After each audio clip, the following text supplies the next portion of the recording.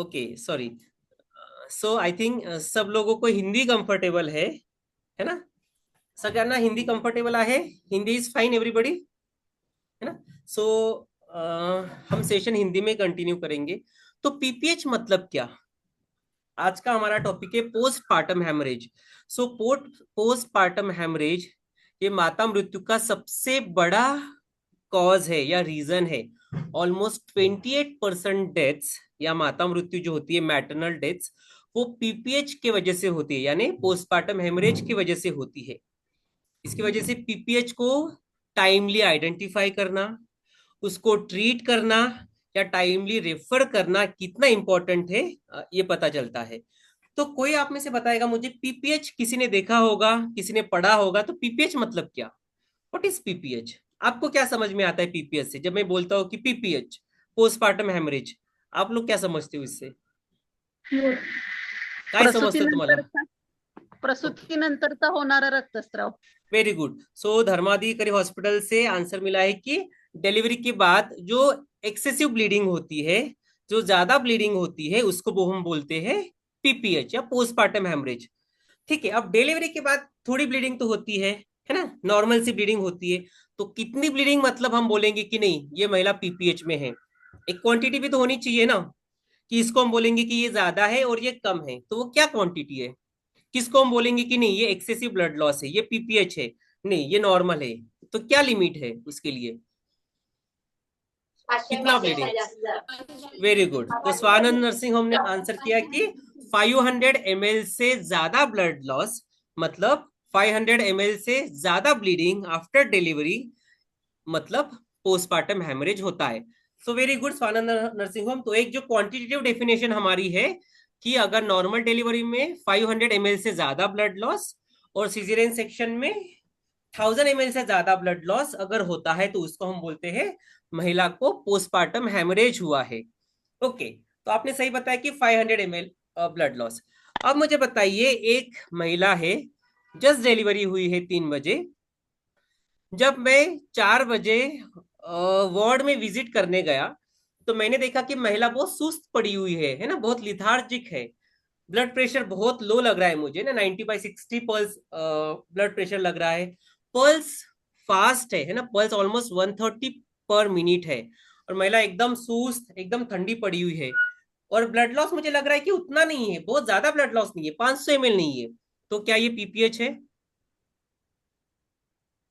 ना? Blood loss कम लग रहा है मुझे, इतना नहीं लग रहा है कि 500 ml होगा। बट बीपी बहुत कम है, हाइपोटेंशन है, हार्ट रेट बहुत ज्यादा है ना? जैसे मैंने बताया कि 130 पर मिनट है। और महिला बहुत सुस्त, एकदम सेमी कॉन्शियस स्टेट में पड़ी हुई है बेड पर। तो आपको क्या लगता है ये पीपीएच है या नहीं है? क्या है? अभी मैंने बोला कि 500 ml ब्लड लॉस नहीं लग रहा है, तो फिर मैं इसको पीपीएच करके ट्रीट करूं या नहीं करूं? या नॉर्मल है? क्या लगता है? Navare hospital, Mukherjee hospital, Roy hospital, क्या लगता है? जैसे मैंने बताया कि ब्लड लॉस मुझे लग रहा है कि 200 या 250 ml है, लेकिन ब्लड प्रेशर बहुत लो है, हाइपोटेंशन है, 90/60 मुझे ब्लड प्रेशर लग रहा है। पल्स मैंने चेक की, 130 पर मिनट है। और महिला एकदम सुस्त है ना? कॉन्शियस लेवल थोड़ा कम है, ड्राउजी है। तो क्या ये पीपीएच की केस है या नहीं है? पीपीएच लगता है। अनीता नानावरे से गोलवलकर हॉस्पिटल बोल रहे हैं कि पीपीएच लगता है। So very good. तो पहली डेफिनेशन आपने जो बताया कि 500 ml यानी पीपीएच, वो तो सही है। लेकिन कभी कभी क्या होता है, महिला का हीमोग्लोबिन ऑलरेडी कम है ना? महिला सीवियर या मॉडरेट एनीमिक है। तो ऐसी कंडीशन में अगर ब्लड लॉस 500 ml से ज्यादा भी है, तो महिला में क्या होता है, हमको हाइपोवोलेमिक शॉक, है ना? ब्लड का वॉल्यूम कम हो गया है, इसके वजह से महिला को क्या हो गया है, शॉक के सिम्टम्स दिखने लगे हैं। तो उसको भी हम क्या बोलेंगे? PPH, postpartum haemorrhage. तो ये दूसरी डेफिनेशन है। तो पहली डेफिनेशन आपने सही बताई, 500 ml यानी पीपीएच। दूसरी डेफिनेशन क्या बताया मैंने? कभी कभी अगर महिला ब्लड लॉस कम भी हो और शॉक के साइंस है या सिम्टम्स है, तो उसको भी हम क्या बोलेंगे? पीपीएच है। और उसको आपको पीपीएच प्रोटोकॉल्स के हिसाब से मैनेज करना पड़ेगा। और एक डेफिनेशन है, अगर 5 मिनट के अंदर ही एक पैड आप ब्लड सोक कर रहे हो या ब्लड सोक हो रहा है, तो उसको भी हम क्या बोलेंगे? एक्सेसिव ब्लड लॉस और उसको भी हम एज अ पीपीएच ट्रीट करेंगे। तो डिफरेंट डिफरेंट डेफिनेशन है और आपको सारे पता होने चाहिए, है ना। कभी कभी 500 ml से ज्यादा ब्लड लॉस है लेकिन शॉक नहीं लग रहा है, लेकिन वो पीपीएच है। कभी कभी आपको ब्लड लॉस 500 से कम लग रहा है लेकिन साइंस ऑफ शॉक प्रेजेंट है, तो भी वो पीपीएच है। और जैसे मैंने बताया कि आप फ्रीक्वेंट पैड्स चेंज कर रहे हो महिला में, 5 मिनट के अंदर ही आपका एक पैड ब्लड में सोक हो रहा है, तो भी उसको हम क्या बोलेंगे, महिला पीपीएच में है। ठीक है, समझ में आया सबको। तो ये 3 डेफिनेशंस मैंने जो बताई, ये तीनों आपको पता होनी चाहिए। ठीक है, अब मुझे बताइए, जैसे मैंने बताया कि हाइपोवोलेमिक शॉक महिला शॉक में भी हो सकती है, तो क्या साइंस मिल सकते हैं आपको शॉक में, है ना। अभी एक महिला है, जैसे मैंने बताया कि महिला शॉक में है, हाइपोवोलेमिक शॉक जिसको हम बोलते हैं ना, ब्लड का वॉल्यूम कम हो गया है ना, शरीर में से फ्लूइड कम हो गया। तो शॉक कैसे पता चलेगा, अगर मुझे मैडम को बताना है कि महिला शॉक में है, तो क्या साइंस है, क्या सिम्टम्स है, कैसे पता लगेगा कि महिला शॉक में है। Navare hospital, Dharmadhikari hospital, shock कैसे पहचानोगे आप, है ना। शॉक अक्सर महिला जब पोस्टमार्टम ब्लीडिंग में होती है तो शॉक में जाने की रिस्क ज्यादा होती है, तो आप शॉक को कैसे आइडेंटिफाई करोगे। Please more than 100। ओके, क्या होता है शॉक में, हार्ट रेट जो होता है आपको याद रखना है, टैकी टैकी हाइपो हाइपो, मतलब tachycardia. Okay, heart rate is more than 140 पर मिनट। टैकिपनिया मतलब रेस्पिरेटरी रेट जो है, श्वसन दर जो है वो 40 पर मिनट से ऊपर है, सांस लेने में तकलीफ है इसलिए रेस्पिरेटरी रेट भी बढ़ा हुआ है। सो टैकिकार्डिया, टैकिपनिया। हाइपो हाइपो मतलब क्या, हाइपोटेंशन, मतलब blood pressure is less than 90/60 पर मिनट, तो ब्लड प्रेशर भी आपका बहुत फॉल होगा। हाइपोथर्मिया मतलब क्या, महिला आपको कैसी गर्म लगेगी क्या, नहीं, तो आपको जो उसके हाथ पैर है, बॉडी है, वो भी ठंडी पड़ी हुई मिलेगी, तो हाइपोथर्मिया। एक साइन है ओलिगोयूरिया, मतलब आउटपुट जो है वो 30 ml पर आवर मिनिमम होना चाहिए नॉर्मली, राइट। तो 30 ml पर आवर से भी आपको ब्लड प्रेशर कम मिले, सॉरी यूरिन आउटपुट कम मिलेगा, और महिला आपको एकदम ड्राउजी, लिथार्जिक, सेमी कॉन्शियस या अनकॉन्शियस स्टेट में मिलेगी। तो अगर आपको इसमें से कोई भी साइन सिम्टम्स उस महिला में दिखाई पड़ रहे हैं, तो हम बोलेंगे कि महिला शॉक में है और महिला को सीवियर पीपीएच हुआ है, राइट, महिला को एक्सेसिव ब्लीडिंग हुई है। ये सबको क्लियर है, साइंस ऑफ शॉक क्लियर है। मैं आपको एक बार फोटो दिखा रहा हूँ इसका, साइंस ऑफ शॉक का, तो आपको फोटो से ज्यादा क्लियर आएगा। ठीक है, क्योंकि जैसे मैंने आपको बताया कि जरूरी नहीं कि हर बार 500 ml ही ब्लड लॉस हो, है ना, बहुत बार ब्लड लॉस 500 ml से कम होता है, लेकिन अगर उसमें साइंस ऑफ शॉक प्रेजेंट है तो भी हमको उसको पीपीएच प्रोटोकॉल के हिसाब से मैनेज करना है। ठीक है, तो क्या है साइंस ऑफ शॉक, तो आप पहले ये देख लो, है ना। टैकीकार्डिया, है ना, हार्ट रेट जो है, पल्स रेट जो है वो 140 पर मिनट से ऊपर है, आपको फास्ट पल्स मिलेगी। टैकिपनिया जो रेस्पिरेटरी रेट है ना, उसको सांस लेने में ऑब्वियसली तकलीफ होगी, है ना, तो उसका रेस्पिरेटरी रेट भी बढ़ा हुआ मिलेगा, मतलब 40 पर मिनट से ज्यादा मिलेगा। हाइपोटेंशन मतलब ब्लड प्रेशर आपको 90/60 या उससे भी कम मिलेगा। उसके बाद क्या है, हाइपोथर्मिया। हाइपोथर्मिया मतलब क्या, महिला एकदम ठंडी पड़ी हुई मिलेगी आपको, एकदम कोल्ड एक्सट्रीमिटीज आपको लगेगा। महिला का जो कॉन्शियस लेवल है वो कब मिलेगा, महिला ड्राउजी रहेगी या सेमी कॉन्शियस स्टेट में रहेगी या अनकॉन्शियस रहेगी। और इसके एडिशनल मैंने आपको 2 चीजें बताई, आउटपुट आपका डिक्रीज होगा, 30 ml पर आवर से भी आपको कम यूरिन आउटपुट मिलेगा बैग में, है ना। और ये सारों चीजों से आपको पता लगता है कि महिला शॉक में गई है। ये क्लियर है।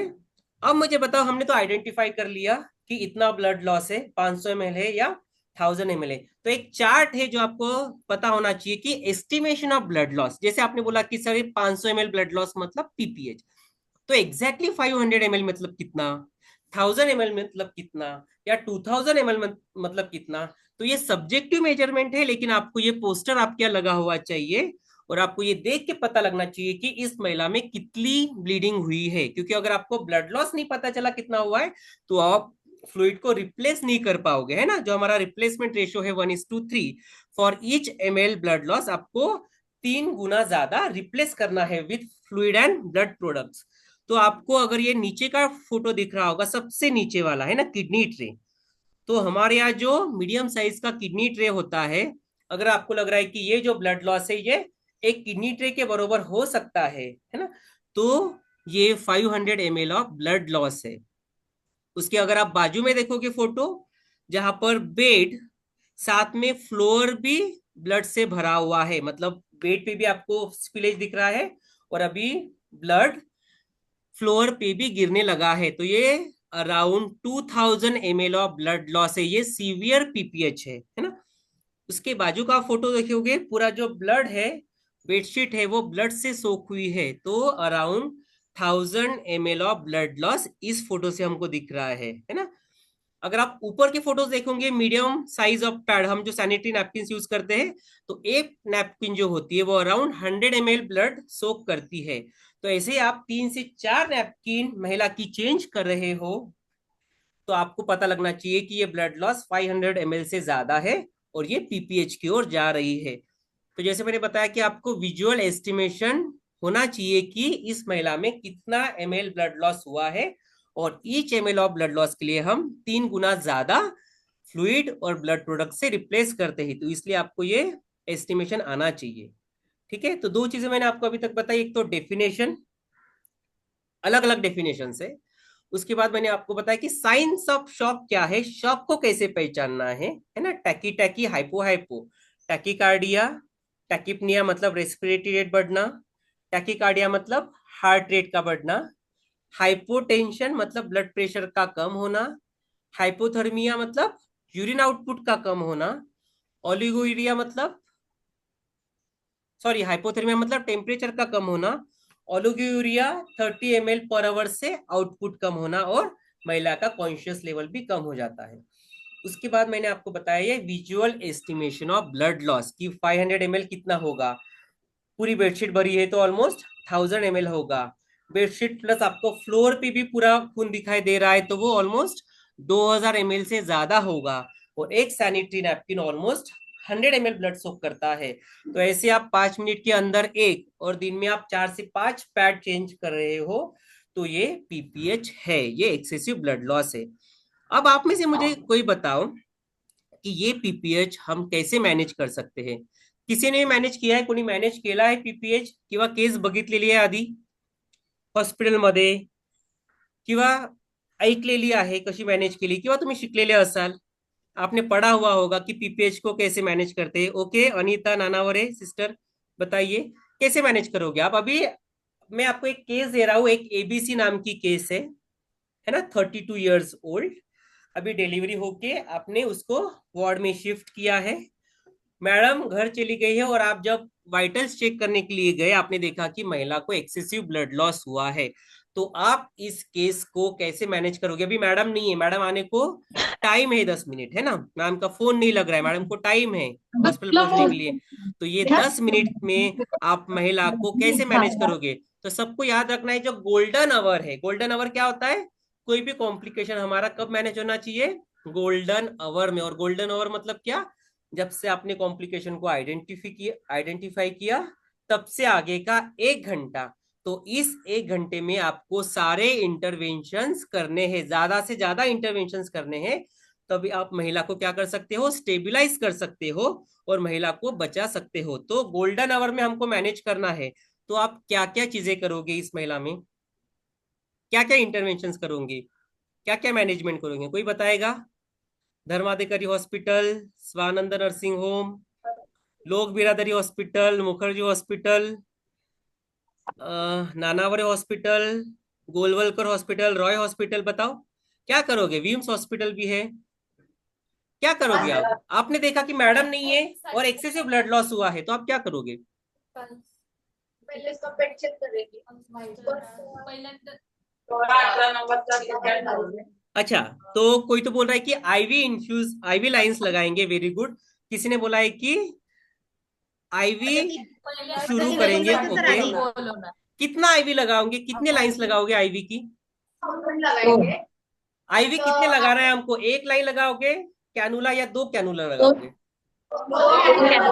कैनुला हमेशा याद रखना, हमको दोनों हाथों को कैनुला लगाना है, और कौन से कलर का लगाना चाहिए, ग्रीन। पिंक लगा सकता हूँ क्या मैं?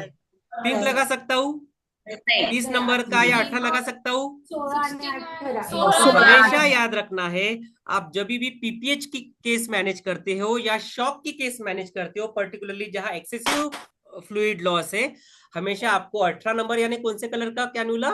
18 नंबर, और या फिर दूसरा कौन सा आता है उससे भी बड़ा?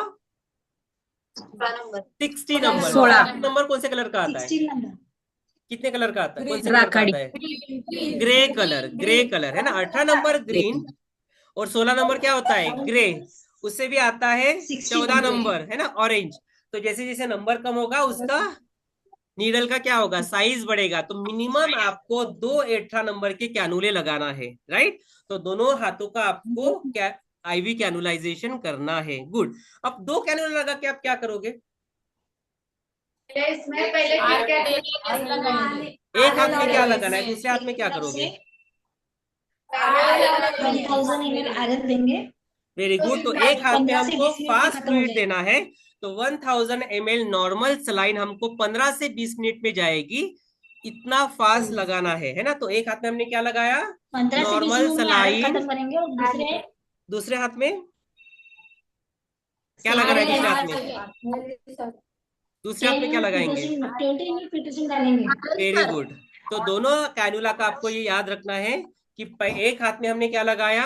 1000 ml नॉर्मल सलाइन फास्ट, और दूसरे हाथ में हमको 20 यूनिट्स ऑक्सीटोसिन, मतलब 20 यूनिट्स पिटोसिन ड्रीप में डालकर स्लो शुरू करना है। कितना स्लो शुरू करना है? 60 ड्रॉप्स पर मिनट, 60 ड्रॉप पर मिनट। इस रेट के हिसाब से हमको 1000 ml आरएल में ऑक्सीटोसिन शुरू करना है। लेकिन उससे पहले इंपॉर्टेंट है, आप हेल्प के लिए बुलाओ, डॉक्टर को इन्फॉर्म करो। और महिला को क्या पोजीशन दोगे? आप सीधा लेटा के रखोगे बेड पर? हेड लो सर। कौन सी पोजीशन देना चाहिए एक्सेसिव हेड ब्लड लो। लॉस में? है ना, हेड लो। हेड लो पोजीशन। तो ये इंपॉर्टेंट है कि आप जो बेड की पोजीशन उसको क्या करना चाहिए? लेग की तरफ से आपको क्या करना है? एलिवेशन, है ना, पैर को ऊंचा करना है, और हेड को क्या करना है? नीचे। इसकी वजह से क्या होगा? ब्रेन को आपके इनफ ऑक्सीजन सप्लाई होगा, ब्लड सप्लाई होगा।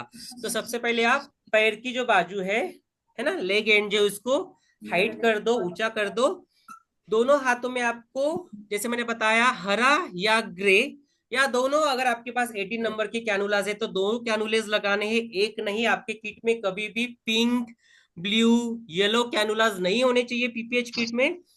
एक हाथ में जैसे मैंने बताया कि आपको 20 यूनिट्स पिटोसिन शुरू करना है, और दूसरे हाथ में क्या करना है? पहले पासून लाव ना। 1000 ml आरएल आपको फास्ट देना है। ठीक है, और क्या करोगे? और क्या करेंगे हम? आपने पिटोसिन की ड्रिप लगा दी है ना, फ्लूइड स्टार्ट कर दिया, और क्या करना चाहिए? क्या क्या कर सकते हैं आप? कारण शोधना सर. हाँ, अभी कारण तो शोधेंगे, कारण तर शोधणार, तोपर्यंत अजून काय काय करणार? कैथेटराइजेशन करना चाहिए आपको, कैथेटराइजेशन करना चाहिए कि नहीं पीपीएच में? क्या लगता है, कैथेटराइजेशन करोगे कि नहीं? करना चाहिए सर. करना चाहिए। तो आपको महिला को कैथेटराइजेशन भी करना है। आउटपुट कितना आता है? यस, तो कैथेटराइजेशन करना भी इसलिए जरूरी है ताकि ब्लैडर पे प्रेशर ना आए, ब्लैडर डिस्टेंडेड ना हो। और अगर ब्लैडर डिस्टेंड होगा तो क्या होगा? जो ब्लीडर्स होगा उस पे इरिटेशन होगा, है ना। तो उसको प्रेशर ना आए, ब्लैडर डिस्टेंड ना हो, इसके लिए आपको कैथेटराइजेशन करना भी उतना ही इंपॉर्टेंट है। और क्या कर सकते हैं हम? Blood sample, very good. हमको तब तक क्या करना चाहिए? ब्लड क्रॉस मैचिंग के लिए भेजना है ना। कोएगुलेशन प्रोफाइल है, उसके बाद हीमोग्लोबिन रिपीट है ना। ये सारी चीजें आपको क्या करना है? सैंपल के लिए भेजनी है। आपको ब्लड बैंक को कॉल करना चाहिए कि नहीं? क्रॉस मैच, क्रॉस मैच करना है ना। कोएगुलेशन प्रोफाइल, सीबीसी, ये सब करना है, और ब्लड को अरेंज करना है, बरोबर। ब्लड बैंक को आपको फोन करना है, और आपको ब्लड भी रिजर्व करना है। साथ में क्या करना बोला आपने? Vitals monitoring. हर 15-15 मिनट में आपको pulse, BP, temperature, respiration monitor करना है। और एक इंपॉर्टेंट इंटरवेंशन है यूटरस की मसाज। क्या है? यूटरस की क्या करना चाहिए? मसाज. मसाज करना चाहिए कि नहीं? करना चाहिए ना। क्यों करना चाहिए यूट्रस की मसाज कंटिन्यू? क्यों करना चाहिए यूट्रस यूट्रस की मसाज? कॉन्ट्रैक्ट हुआ कि नहीं देखने के लिए। है ना, एक तो यूट्रस कॉन्ट्रैक्ट हुआ कि नहीं ये भी पता चलेगा, और अगर कॉन्ट्रैक्ट नहीं हुआ है तो इसकी वजह से क्या होगा, यूट्रस कॉन्ट्रैक्ट होने में मदद होगी, है ना, यूट्राइन जो मसल्स है वो कॉन्ट्रैक्ट होने लग जाएगी। तो आपको पर 15-15 मिनट में यूट्रस को, सिस्टर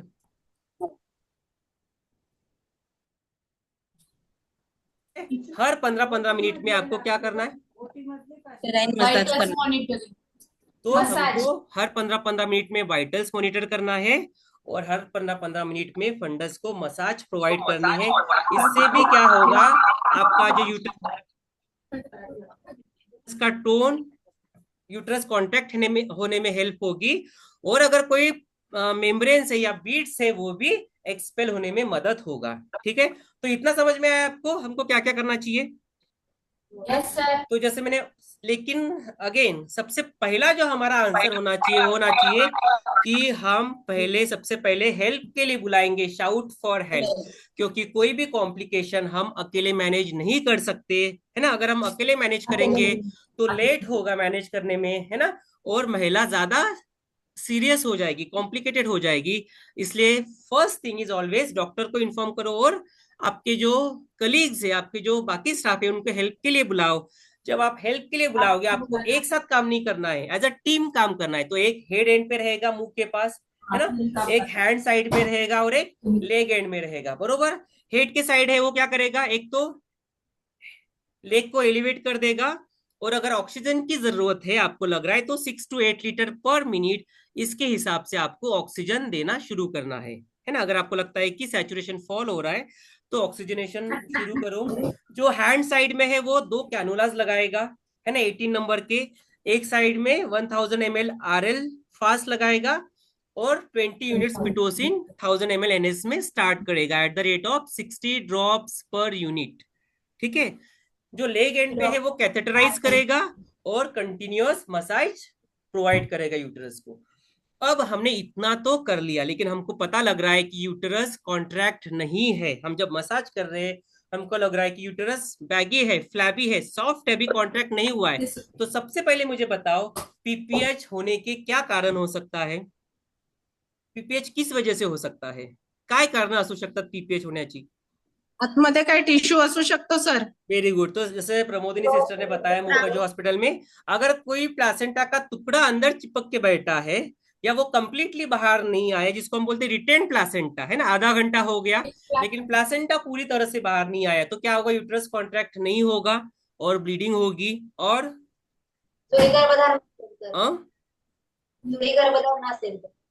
क्या बोले फिर से बोलो।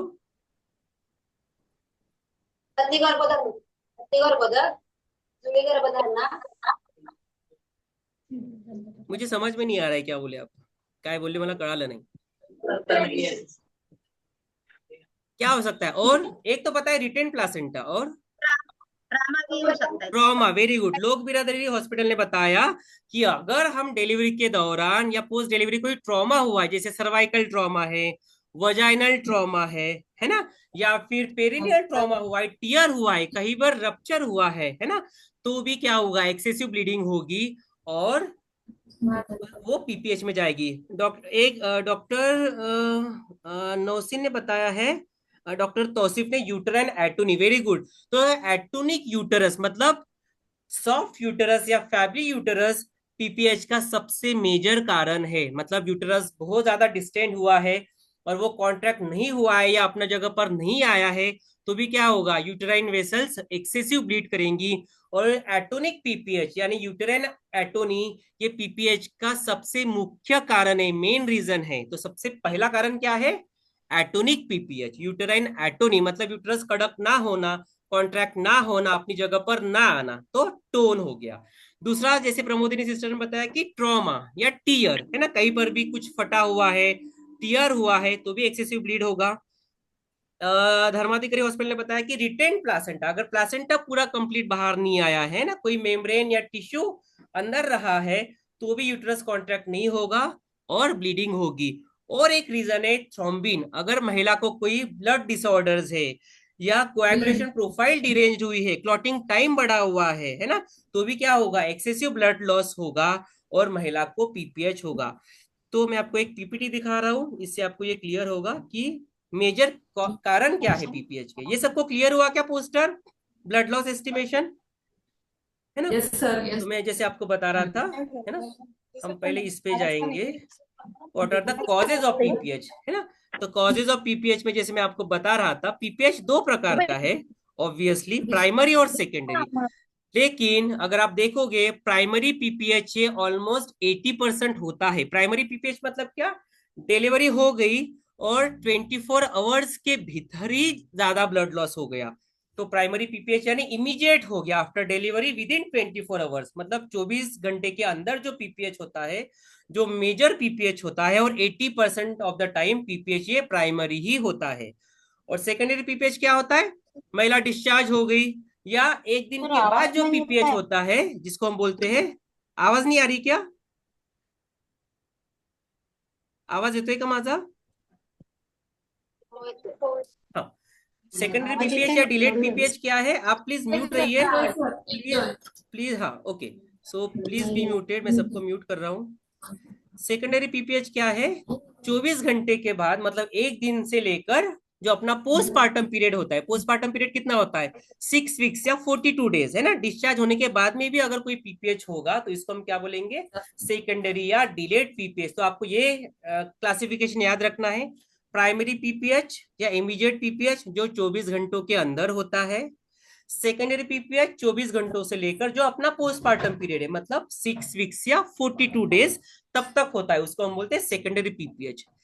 जैसे मैंने बताया कि primary PPH 80% of the time होता है, और उसके मुख्यतः 4 कारण हैं, जैसे अभी हमने डिस्कस किया। तो इसको हम बोलते हैं 4T, अपना जो टी होता है ना, टी वाला, वो टी। तो पहला टी है टोन, मतलब एटोनिक पीपीएच, मतलब यूटरस का सॉफ्ट होना, फ्लैबी होना, नरम होना, जिसकी वजह से एक्सेसिव ब्लीडिंग हो रही है, दैट इज टोन।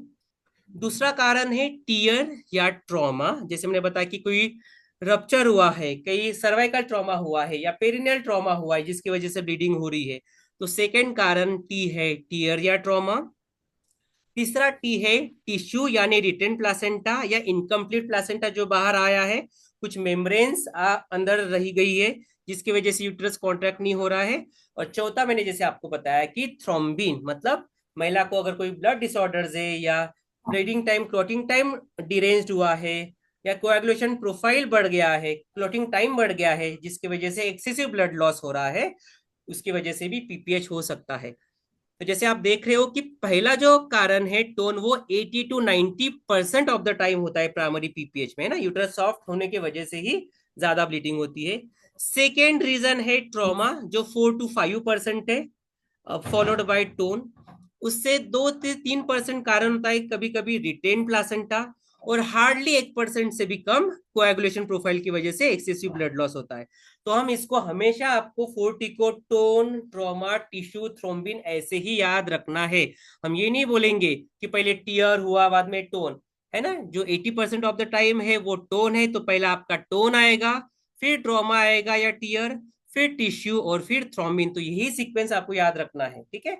और सेकेंडरी पीपीएच यूजुअली इन्फेक्शन की वजह से होता है, अगर महिला को कोई इन्फेक्शन हुआ है या यूट्रस में कोई इन्फेक्शन हुआ है तो उसकी वजह से हो सकता है, या फिर रिटर्न प्लासेंटल बीड्स अगर रह गए हैं इसकी वजह से सेकेंडरी पीपीएच हो सकता है। यूजुअली अगर एल्डरली प्रेगनेंसी है ना, लार्ज फिटस डिलीवर हुआ है, तो ऐसे केसेस में सेकेंडरी पीपीएच की रिस्क होती है। तो कॉजेज ऑफ पीपीएच सबको समझ में आया, सगळ्यांना क्लियर झालं का causes of PPH? Clear, yes और नो? व्हिडिओ तर बंद आहे, ऍटलीस्ट थम्स अप तरी द्या. Dharmadhikari hospital, Swanand nursing home, Rai hospital, कळालं? Okay, VIMS hospital, Vidarbha institute, समझ में आया? आया? ओके, तो मैं फिर से एक बार सिंपली इसको सिंप्लीफाइड कर रहा हूं। जैसे मैंने जो कॉजेज है या कारण है पीपीएच के, उसको 4T के फॉर्म में याद रखा है। तो पहला टी है टोन, ट्रॉमा, टिश्यू, थ्रोम्बिन, ऐसे 4T आपको याद रखने हैं। और सेकेंडरी पीपीएच में यूजुअली जैसे मैंने बताया कि इन्फेक्शन की वजह से हो सकता है या फिर रिटेन प्लासेंटा की वजह से हो सकता है, ठीक है। बट मेजरली पीपीएच किस वजह से होता है, टोन की वजह से, इसको हम क्या बोलते हैं? अटोनिक पीपीएच। क्या बोलते हैं उसको? अटोनिक पीपीएच मतलब क्या? जिस यूटरस में टोन नहीं है, जो यूटरस कॉन्ट्रैक्ट नहीं हुआ है, जो यूटरस सॉफ्ट पड़ा हुआ है, नरम पड़ा हुआ है, उसको हम बोलेंगे एटोनिक यूटरस या यूटराइन एटोनी। ये मैंने आपको बता दिया। अब मुझे बताओ ये चीज तुम, कि आप पीपीएच आपने तो ये बता दिया मुझे, है ना, कि क्या क्या करने वाले हम। सबसे पहले शाउट फॉर हेल्प करेंगे, वाइटल्स मॉनिटर करेंगे हर 15-15 मिनट में, 18 या 16 नंबर के 2 कैनुलास लगाएंगे, ब्लड सैंपल लेंगे, एक हाथ में 1000 ml आरएल फास्ट लगाएंगे, दूसरे हाथ में 20 यूनिट्स पिटोसिन की ड्रिप देंगे। ऑक्सीजन की जरूरत है तो ऑक्सीजन शुरू करेंगे। हेडलो पोजीशन में महिला को रखना है, और आपको आउट कैथेटराइजेशन भी करना है। ठीक है, अब मुझे बताओ, आपने तो ये सब कर दिया। एक मिनट प्लीज म्यूट रहिए। अब मुझे बताओ, मैंने महिला को 20 यूनिट्स पिटोसिन लगा दी, है ना, और मैं यूट्राइन मसाज कर रहा हूँ, लेकिन मुझे लग रहा है कि यूटरस अभी भी सॉफ्ट है, कॉन्ट्रैक्ट नहीं हुआ है और ब्लीडिंग कंटिन्यू है। तो इसका कारण क्या है? यूटरस एटोनिक है या एटोनिक पीपीएच है। तो हमको सबसे पहले जो हमारे फर्स्ट लाइन ड्रग जो है उसको यूज करना चाहिए। ठीक है, अब क्या क्या है हमारे पास? सबसे पहले हमने 20 यूनिट्स पिटोसिन की ड्रिप तो लगा दी थी, है ना। तो हम कितना पिटोसिन दे सकते हैं 24 घंटे में? अगर आपको लग रहा है कि एटोनिक पीपीएच है, कितना पिटोसिन दोगे आप 24 आवर्स में? 20 यूनिट्स तो हमने एक ड्रिप लगाई है, और कितना लगा सकते हैं? और कितना? तो 60 यूनिट्स ऑफ पिटोसिन, और 3 लीटर आईवी फ्लूइड से ज्यादा नहीं लगाना है। कितना लगाया, लगाने को बोला मैंने? 60 टू 70। प्लीज बी म्यूटेड, और एक रूम से एक ही मोबाइल रखिए, अदरवाइज ऐसे इको होगा। तो हमने पिटोसिन 20 यूनिट्स तो लगा दी है, लेकिन हम 3 लीटर फ्लूइड में around 60 units of Pitocin 24 hours में दे सकते हैं। कितना? 3 litre of IV fluid containing around 60 units of Pitocin हम विद इन 24 आवर्स लगा सकते हैं। क्लियर हुआ क्या? तो और हम ड्रिप रिपीट कर सकते कि नहीं पिटोसिन की? कर सकते हैं ना। अगर पहली खत्म होगी आपकी 60 ड्रॉप्स वाली, तो आपको फिर से ड्रिप शुरू करना है, और आप 3 लीटर फ्लूइड ऑक्सीटोसिन के साथ दे सकते हो। ठीक है, दूसरा ड्रग जो हमारे पास है यूट्रोटोनिक, वो क्या है? इंजेक्शन मिथर्जिन। कितना डोज आता है मिथर्जिन इंजेक्शन का? कितने डोज में आता है मिथर्जिन 0.0.4 इंजेक्शन? मिथर्जिन 0.2 mg में आता है, 0.2 mg में आता है। आप एक आपका एम्पुल एक बार चेक करो, है ना। इंजेक्शन मिथर्जिन हमेशा 0.2 mg में आता है। और किसमें कॉन्ट्रा इंडिकेटेड है? किस महिला को मैं नहीं दे सकता हूँ मिथर्जिन? है ना, पीआईएच के अगर पेशेंट है, मतलब हाइपरटेंशन की पेशेंट है, कार्डियक इश्यू है ना, या कन्वर्जेंस की हिस्ट्री है, या फिर सीवियर एनीमिक अगर महिला है, आरएच नेगेटिव ब्लड ग्रुप है, तो मिथर्जिन लगा सकते हैं क्या? इन महिलाओं में इंजेक्शन मिथर्जिन क्या है? कॉन्ट्रा इंडिकेटेड है। करेक्ट और नॉट? है ना। तो क्या का कॉन्ट्रा इंडिकेटेड है? हाइपरटेंशन, हार्ट डिसीज, है ना, आरएच नेगेटिव ब्लड ग्रुप है, सीवियर एनीमिक है, या कन्वर्जेंस की उसको हिस्ट्री है, तो ऐसे महिलाएं में हम मिथर्जिन लगाना अवॉइड करते हैं। कॉन्ट्रा इंडिकेटेड है, क्योंकि क्या करता है मिथर्जिन? वेसल्स को छोटा करता है, जिसकी वजह से हाइपरटेंशन और इंड्यूस हो सकता है। ठीक है, तो इसलिए हम इसको अवॉइड करते हैं। कितना डोज लगा सकते हैं हम मिथर्जिन का विद इन 24 आवर्स? 0.25 के कितने डोजेज, कितने डोज लगाएंगे मिथर्जिन के? 0.4? तो फिर तो दो ही डोज हो गए। हम टोटल कितने लगा सकते हैं? टोटल कितने लगा सकते हैं? एकूण 5 टोटल 5 डोजेस हम दे सकते हैं मिथर्जिन के, है ना। 0.2 mg के टोटल ऑफ 5 डोजेस हम लगा सकते हैं। और कितने कितने मिनट में? है ना। तो दूसरा डोज हमारा 15 मिनट के बाद रिपीट हो सकता है, और फिर हम 4-4 घंटे में बाकी के 3 डोजेस रिपीट कर सकते हैं। क्लियर हुआ क्या सबको मिथर्जिन का? है ना। तो हम कितने डोजेस लगा रहे हैं मिथर्जिन के? टोटल 0.2 mg के टोटल ऑफ 5 डोजेस। और कितना हो गया? 5 डोजेस कितने हो गए टोटल? 1 mg। कितना हो गया? कितना हो गया? 0.2 के 5 डोजेस 1 mg हुआ कि नहीं?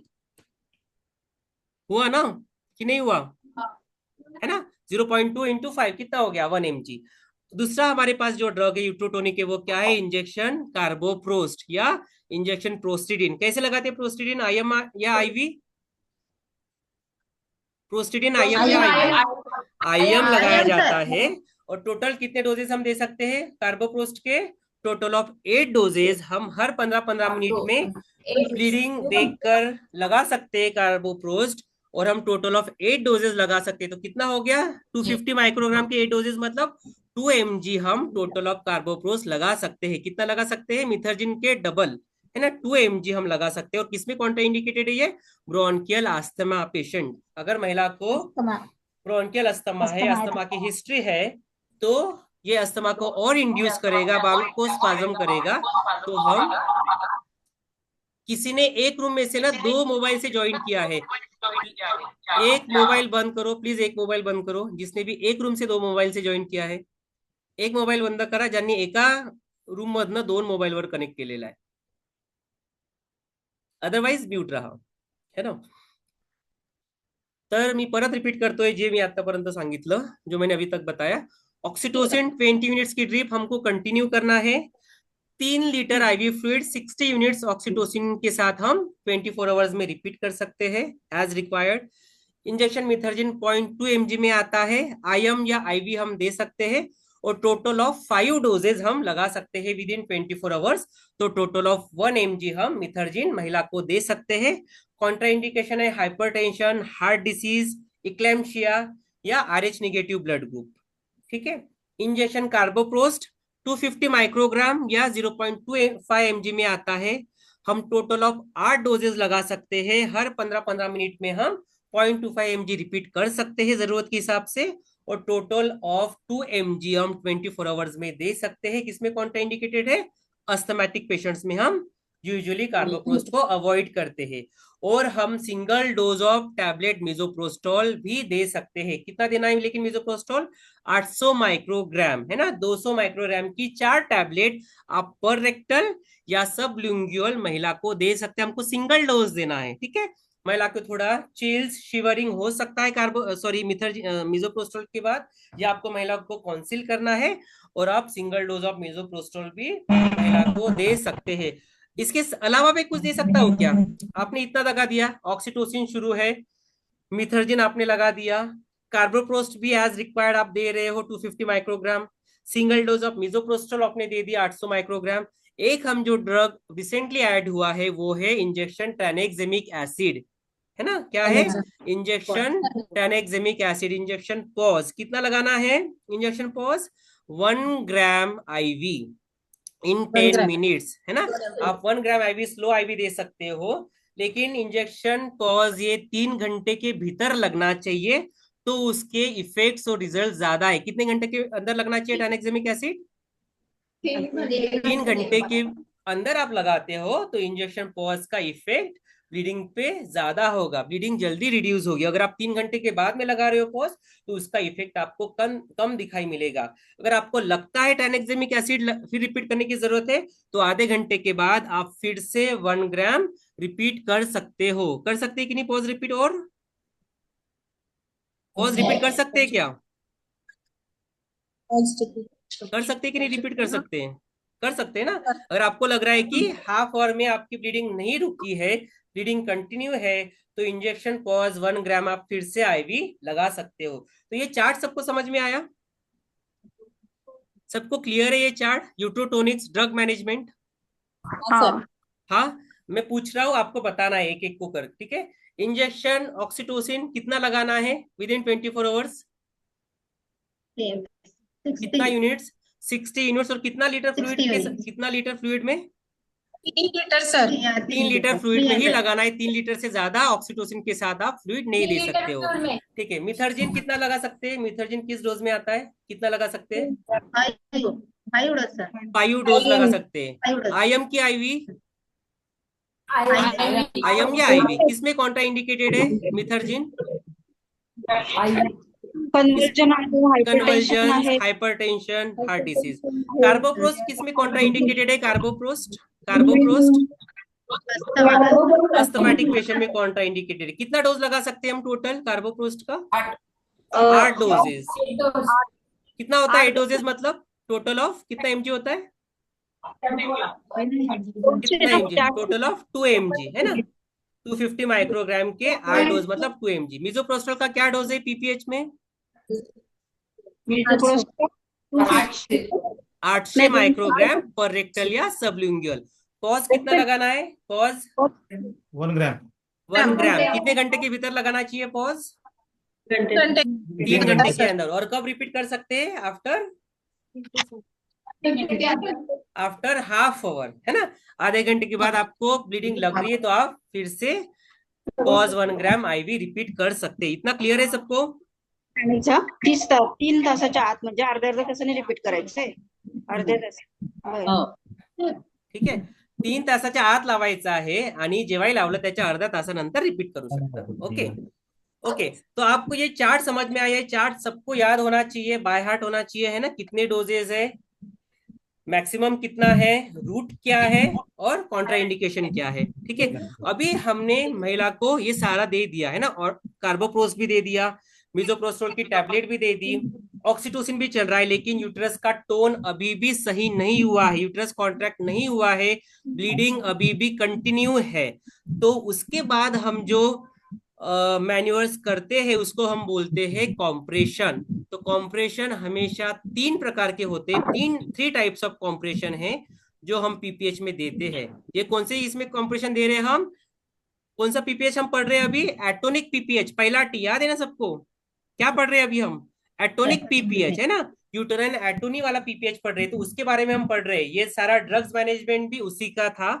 पॉज हम कोई भी कारण में दे सकते, पॉज जरूरी नहीं कि हम टोन में ही दे, पॉज ऑफ ट्रॉमा भी लगा सकते हो, टिश्यू में भी लगा सकते हो, या थ्रोम्बिन में भी लगा सकते हो, लेकिन बाकी जो ड्रग्स है आपको यूटेराइन एटोनी में लगाना है। अभी हम यूटेराइन अगर एटोनिक है या यूटेरस सॉफ्ट है तो क्या क्या कॉम्प्रेशन कर सकते हैं, तो पहला कॉम्प्रेशन है एटोनिक पीपीएच में बाय मैन्युअल यूटेराइन कॉम्प्रेशन, मतलब दोनों हाथों से हम यूट्रस को क्या करेंगे, कॉम्प्रेस करेंगे। हम क्या करते जब ब्लीडिंग होती है यूजुअली, हम क्या करते हैं, हम क्या करते जब हमको ब्लीडिंग होती है कोई भी, हम क्या करते, प्रेस करते, बरोबर है ना, उस जगह को क्या करते हम आपण बांधतो तिथे काहीतरी, बरोबर टाइट पट्टी बांधतो। सेम जब यूटेराइन ब्लीड कर रहा है तो हम क्या करते हैं, दोनों हाथों से यूट्रस को कॉम्प्रेस करते हैं, प्रेशर देते हैं, जिसकी वजह से ब्लीडर स्टॉप होता है। तो कैसे करते हैं बाय मैनुअल कॉम्प्रेशन, सबसे पहले हाइजीन प्रैक्टिसेस, इसमें आपको क्या करना है, हाइजीन प्रैक्टिसेस मतलब क्या, सबसे पहले तो हैंड वॉश करना है ना, आपके जो proper steps of hand washing in 7 steps वो प्रॉपर फॉलो करनी है। ग्लव्स हम छोटे ना पहनते हुए, इसके लिए स्पेशल एल्बो ग्लव्स करके आते हैं ना, जो लॉन्ग ग्लव्स जिसको हम बोलते हैं है ना, एल्बो ग्लव्स या लॉन्ग ग्लव्स वो पहनते हैं। उसके बाद बेटाडीन और गॉस्पिस लेके जो बाहर का पेरिनियल एरिया है उसको हम एक बार पेंट करते हैं, क्लीन करते हैं। उसके बाद राइट हैंड को आप कोन बना के क्या करना है, आपको कहाँ इंसर्ट करना है, फोटो में आपको दिख रहा है, वजाइना में इंसर्ट करना है। कहां पर इंसर्ट करना है, राइट हैंड कहां पर इंसर्ट कर रहे हैं, यूट्रस में या वजाइना में, फोटो देखो एक बार, वजाइना है ना, और वजाइना में हम जब इंसर्ट करेंगे हाथ, हमको मुट्ठी बनाना है ना, फिस्ट बनाना है।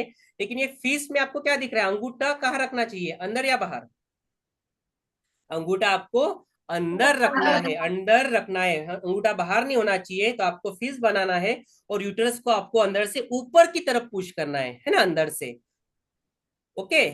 और दूसरे हाथ से आपको फंडस के पीछे रख के, पेट के पीछे रख के यूट्रस को नीचे पुश करना है, और यूट्रस की दोनों वॉल्स को एक दूसरे के ऊपर आपको कंप्रेस करना है, जैसे आपको फोटो में दिखाई दे रहा होगा। क्लियर है क्या, फोटो देख के क्या कर रहा होगा इसमें, क्लियर है।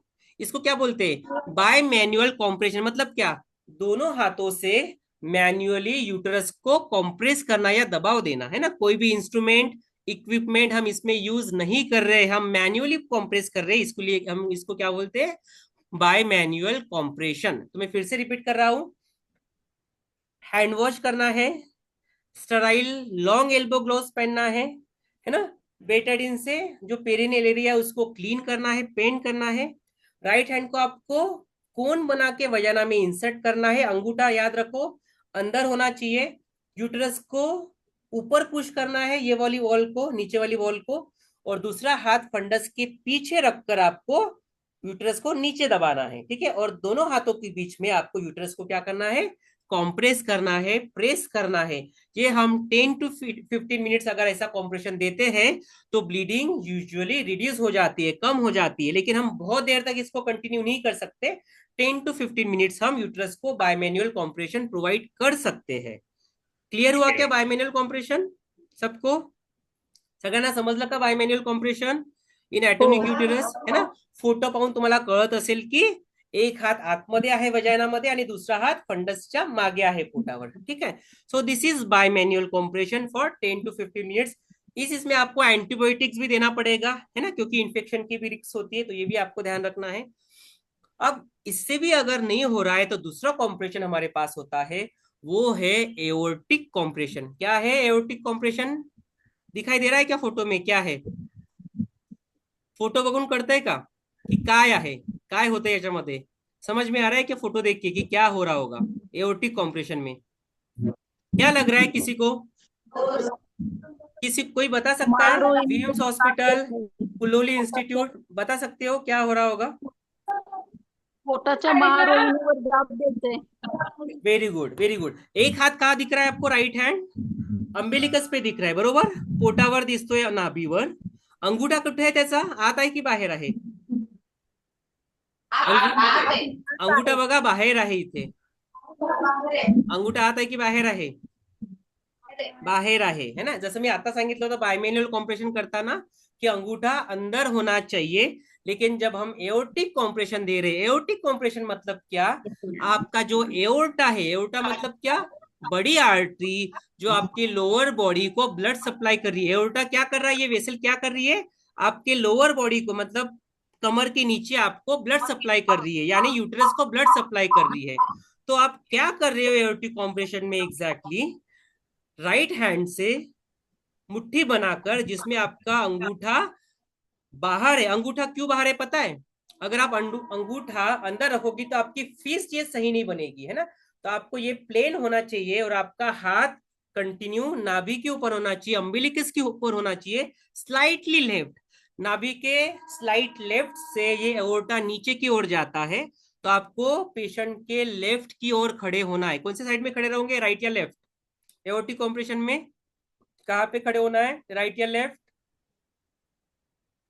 डाव्या बाजूला, है ना, कारण जो एओर्टा आहे तो नाभीच्या स्लाइड डाव्या बाजूने जातो, म्हणून डाव्या बाजूला उभं राहायचं आहे।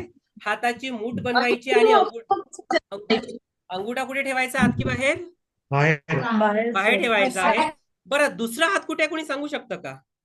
दूसरा हाथ कहाँ पर रखा हुआ है, किसी को पता लग रहा है क्या? Very good. तो दूसरा हाथ लगा है फीमोरल आर्टरी। हम जैसे मैंने आपको बताया, जो एओर्टा पास हो रहा है उसको हम क्या कर रहे हैं? बंद कर रहे हैं, उसका ब्लड फ्लो, है ना।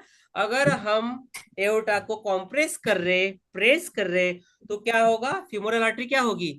बंद हो जाएगी, फीमोरल पल्सेशन स्टॉप हो जाएगी। तो हमारा दूसरा हाथ कंटिन्यू कहां पर होना चाहिए? फीमोरल पल्स या फीमोरल आर्टरी। अगर फीमोरल हम प्रेशर दे रहे हैं एओर्टा के ऊपर, है ना, जोर से, और ये याद रखो, एक मिनट, जब हम प्रेशर भी देते हैं एओर्टा के ऊपर तो आपका प्रेशर ऐसा होना चाहिए। कैसा होना चाहिए? 90 डिग्री। दिख रहा है क्या 90 डिग्री हात मेरा? दिसतोय का 90 डिग्री? है ना, असा पाहिजे सरळ। आणि अंगुठा जर तुम्ही आत ठेवला तर याचं प्रेशर क्लिअर येणार नाही, म्हणून अंगुठा बाहेर ठेवायचा आहे आणि असं प्रेशर तुम्हाला नाभीवर द्यायचं आहे। दुसरा हात तुमचा कंटिन्यू फिमोरल आर्टरीवर पाहिजे। जर फिमोरल आर्टरी सुरू आहे याचा अर्थ काय? तुमचं प्रेशर ऍडिक्वेट नाही, म्हणजे तुम्ही एओर्टावर पाहिजे तेवढं प्रेशर दिलेलं नाही, म्हणून तुम्हाला अजून जोरात ऍब्डोमिनल प्रेशर द्यावे लागेल। कधीपर्यंत प्रेशर द्यायचं एओर्टावर? जोपर्यंत फिमोरल पल्स ही एकदम स्लो होत नाही किंवा बंद होत नाही। कळालं का सगळ्यांना कधीपर्यंत प्रेशर द्यायचं एओर्टावर? कारण जर तुमचं एओर्टावर प्रेशर देणं सुरू आहे पण फिमोरल पल्स लागत आहे, याचा अर्थ तुमचं प्रेशर ऍडिक्वेट आहे का एओर्टावर? नाही, म्हणजे एओर्टा पासून ब्लड सप्लाय हा अजूनही बंद झालेला नाही, इंटरप्ट झालेला नाही, म्हणून तुम्हाला परत जोरात दाब द्यावा लागेल। तर तुम्ही थकत आहात तर तुम्ही हात पण बदलवू शकता, दुसऱ्या हाताने पण करू शकता, ठीक आहे। आणि जर तुम्हाला वाटत असेल तर संपूर्ण हात तुम्ही ऍब्डोमेनवर टाकून सुद्धा प्रेशर देऊ शकता। तर दुसरं कॉम्प्रेशन काय होतं आपलं? काय होतं कॉम्प्रेशनचं नाव? सेकंड कॉम्प्रेशन का नाम क्या था? Aortic compression. तो इसमें मैंने आपको बताया ये एक्सटर्नल है ना, एओर्टिक कंप्रेशन हम बाहर से कर रहे हैं, यूट्राइन कंप्रेशन ये इंटरनल है, इन्फेक्शन हो सकता है इसलिए आपको एंटीबायोटिक देना है, लेकिन इसमें अंगूठा आपका हमेशा अंदर होना चाहिए और एओर्टिक कंप्रेशन में आपका अंगूठा हमेशा बाहर होना चाहिए ताकि आपका फिस्ट का प्रेशर एओर्टा पे सही लगे। अब एक चीज मुझे आपको बतानी है, एओर्टिक कंप्रेशन से हमारा ब्लड लॉस कैसे हो रहा है। हम क्या कर रहे हैं ना, ब्लड सप्लाई को ही बंद कर रहे हैं, बरोबर। जो नीचे के बॉडी पार्ट्स है उसको हम ब्लड सप्लाई ही बंद करें। तो हमको कब करना चाहिए एओर्टिक कंप्रेशन? जैसे आपकी महिला वार्ड में है, आप ओटी में शिफ्ट कर रहे हो, है ना, या फिर ओटी से आप दूसरे हॉस्पिटल में शिफ्ट कर रहे हो, अभी आप लिफ्ट में हो, तो वो जो आपका 5 से 10 मिनट का ट्रांसफर या रेफर पीरियड है उस टाइम पे आपको एओर्टिक कंप्रेशन देना चाहिए। या फिर जब तक आप कॉन्डम टैम्पोनेट, जो तीसरा कंप्रेशन है, कॉन्डम टैम्पोनेट बना रहे हो, उस 5 मिनट में आपको क्या देना है, एओर्टिक कंप्रेशन। तो एओर्टिक कंप्रेशन कब यूज करना है? जब ट्रांसफर है आपका, है ना, वार्ड से लेबर रूम में या लेबर रूम से ओटी में, है ना, या फिर रेफर है, आप मेडिकल कॉलेज में रेफर कर रहे हो, मल्टी स्पेशलिटी हॉस्पिटल में आप रेफर कर रहे हो, है ना। तो ऐसा जो रेफरल पीरियड है आपका 5 से 10 मिनट का, तो आपको बताना है कोई भी जो रेफरल में साथ में जा रहा है आपको एओर्टिक कंप्रेशन देकर ही महिला को रेफर करना है। या फिर आपके यहाँ कॉन्डम टैम्पोनेट आप लगाते हो, तो जब तक कॉन्डम टैम्पोनेट लगाते हैं तब तक हमको क्या करना है, एओर्टिक कंप्रेशन देना। कितनी देर के लिए दे सकते हैं एओर्टिक कंप्रेशन? और कितनी देर के लिए देना है एओर्टिक कंप्रेशन? 15 मिनिट 10 ते 15 मिनिट 15 मिनिट बस, बरोबर। 10 से 15 मिनट दे सकते, उससे ज्यादा हम नहीं दे सकते, इससे गैंग्रीन फॉर्म होगा, तो हम बहुत देर तक ब्लड सप्लाई को बंद नहीं कर सकते। अभी थर्ड कंप्रेशन जो है उसका नाम क्या है, बलून टैम्पोनेट या कॉन्डम टैम्पोनेट।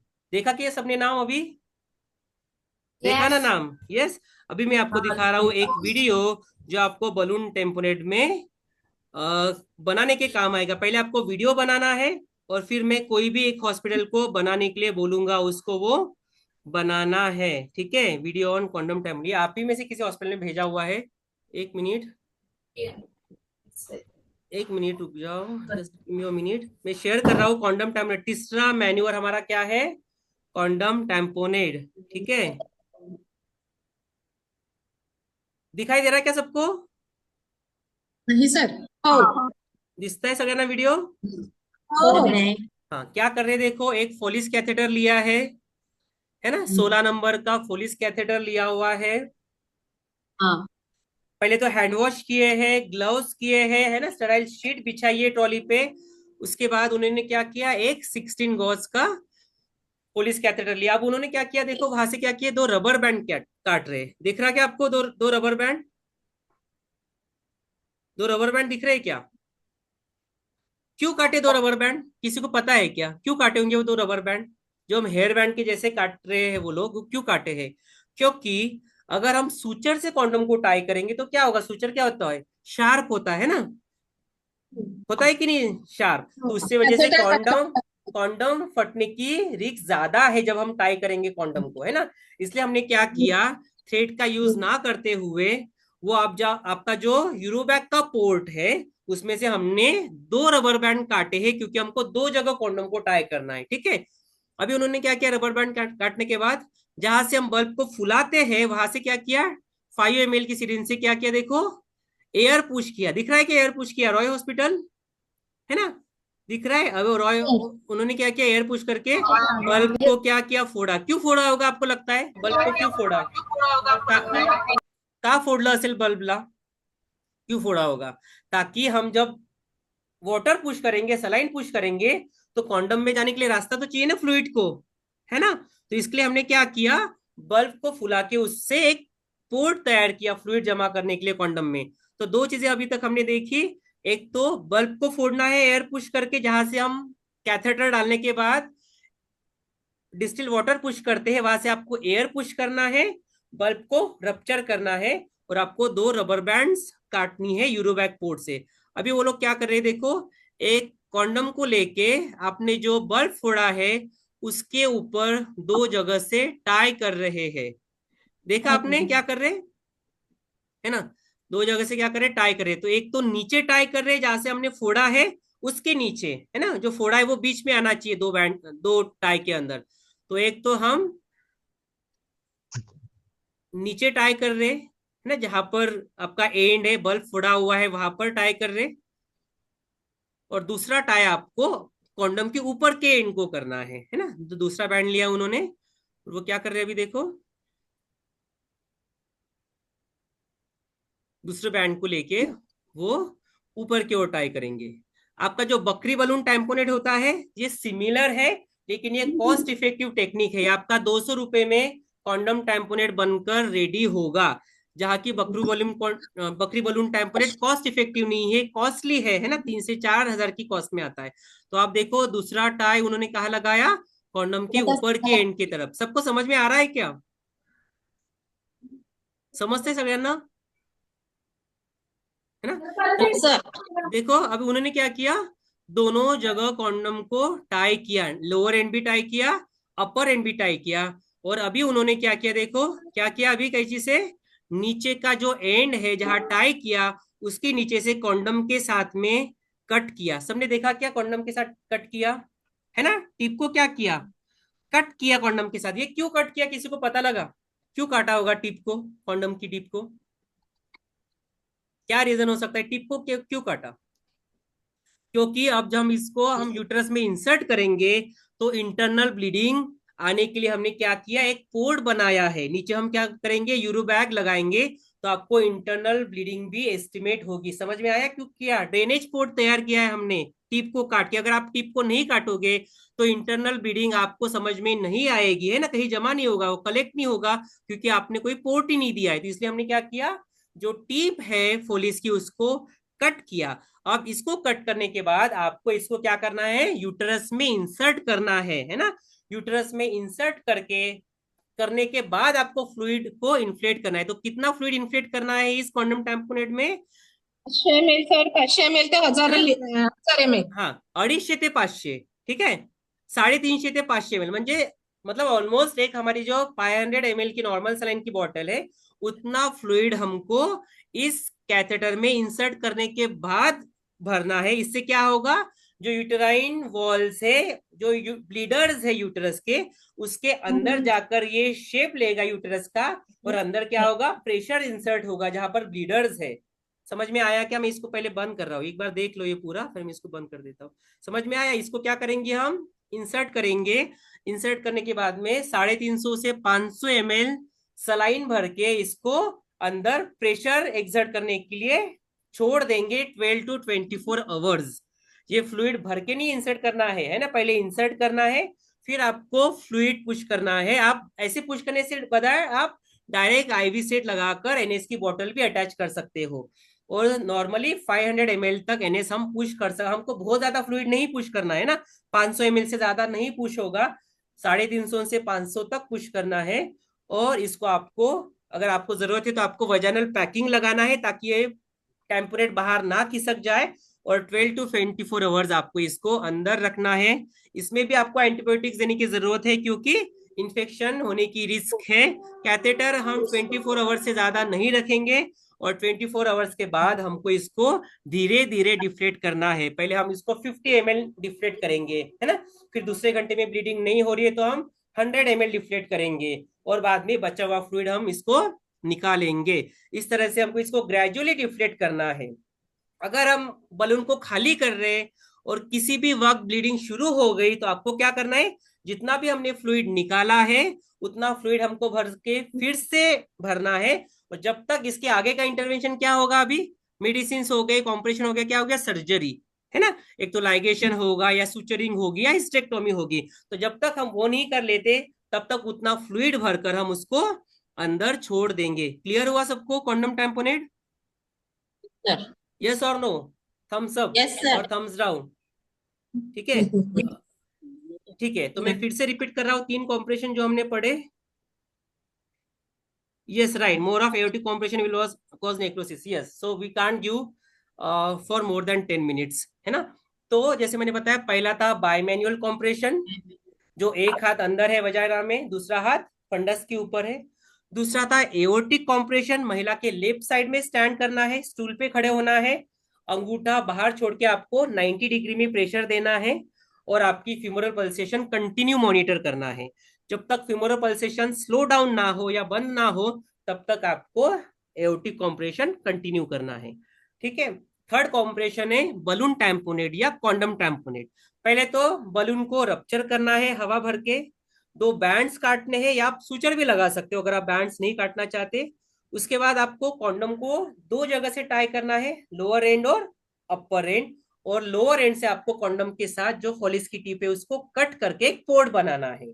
इसके बाद इसको बेटाडीन में सोक करना है और आपको लॉन्ग फोर्सेप्स के यूज से आपको इसको यूटरस में इंसर्ट करके 350 से 500 ml तक का नॉर्मल फ्लूइड पुश करना है ताकि जो आपका टैम्पोनेट है वो अंदर यूटरस के प्रेशर एक्सर्ट करे यूट्राइन वॉल और ब्लीडर्स को कम करे। ये 12 to 24 आवर्स हम अंदर रखेंगे और उसको हम ग्रेजुअली डिफ्लेक्ट करेंगे। जब डिफ्लेक्ट करेंगे आपको वाइटल्स मॉनिटरिंग करना है ना, ब्लीडिंग असेस करना है और ऐसा आपको ग्रेजुअली इसको खाली करना है। ये क्लियर है? अब मुझे बताओ किसकी किसकी पीपीएच की किट रेडी है? किसने किसने पीपीएच किट लेके बैठे हैं? अभी अभी साथ में है किसी के? किसने किसने बनाई है और किसने नहीं बनाई है? मैं एक एक हॉस्पिटल को पूछ रहा हूँ। पीपीएच की किट ऑक्सीटोसिन और कार्बोपोस्ट लोक बिरादरी हॉस्पिटल का है। रॉय हॉस्पिटल बनाई है पीपीएच किट? धर्माधिकारी हॉस्पिटल आहे?